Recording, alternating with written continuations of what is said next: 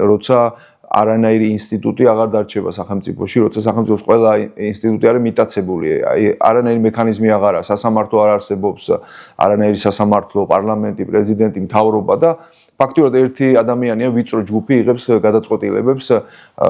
ასეთ შემთხვევაში ხალხს რა მექანიზმი დარჩენია, სწორედ ეს დაგვრჩენია ჩვენ რომ ქუჩაში ამიტომ ვართ. გვაშიდებს ქართული ოცნება, მაგრამ აი სხვა მექანიზმი ადამიანებმა უკვე მე მგონი ბევრმა ადამიანმა, უფრო მეტმა ადამიანმა და მე მოუწოდებდი იმ ხალხს, ვინც არის ახლა სახლში, წყნარად ან სადღაც ჩუმად და თითქოს მას ეს არ ეხება, ყველას ეხება, ანუ ყველა ადამიანმა უნდა გააცნობიეროს, რომ აი სახელმწიფოს მიტაცება ამას ნიშნავს, როცა არანაირი მექანიზმი სხვა არ არსებობს, რომ სადმე რაღაც მთავრობის ქმედებას გაასაჩივრებ და შედეგს მიაღწევ.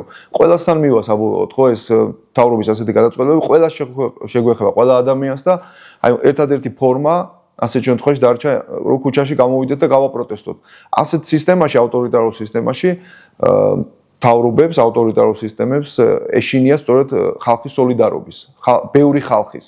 და მხოლოდ ასე ეს მექანიზმი გვაქვს ჩვენ. ქუჩაში შეიძლება კანონები მიიღონ, მკაცრი კანონები შეგვაშინონ ჩვენ, მაგრამ თუ ერთად იქნება მოქალაქეების უმრავლესობა და მოქალაქეების უმრავლესობა დღეს ფიქრობს, რომ ეს მთავრობა ხალხის ინტერესების და სახელმწიფო ინტერესების წინააღმდეგ მიდის.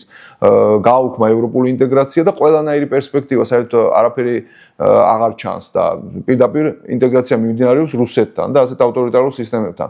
ანუ ეს ყველა ადამიანს შეგვეხება და რა მექანიზმი დაგვრჩენია, მხოლოდ ეს ალბათ ჩემი აზრით ქუჩაში უნდა გამოვიდეს ყველა და გააპროტესტოს, რაც შეიძლება ბევრი ადამიანი უნდა შეკავშირდეს. აი მე მხოლოდ ამაში ვხედავ და რა თქმა უნდა საერთაშორისო მხარდაჭერა, რომელზეც უნდა ვიმუშაოთ და გვაქვს კიდეც და ეხლა ჩემი აზრით ისეთ ვითარებაში ვართ, როგორც არასდროს გქონია ალბათ. ასეთი შემთხვევა ისტორიაში არ ყოფილა. როცა ამერიკის შეერთებული შტატები იქნება ევროკავშირი თუ ყველა დემოკრატიული სახელმწიფო, არავინ ცნობს ამ მთავრობას.